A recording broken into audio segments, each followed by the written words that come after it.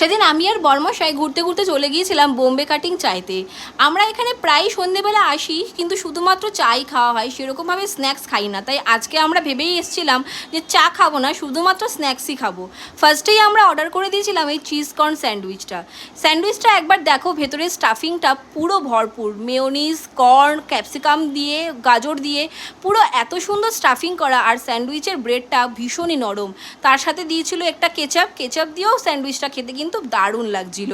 আর স্যান্ডউইচটা এতটা সুন্দর হবে আমরা প্রথমে এতটা এক্সপেক্ট করিনি, কিন্তু খাওয়ার পর বুঝলাম যে না, সত্যি খুব দারুণ খেতে। তারপরে অর্ডার করে দিয়েছিলাম আমরা পনির র্যাপটা যতটা আমরা এক্সপেক্ট করেছিলাম ঠিক ততটা মনের মতো নেই।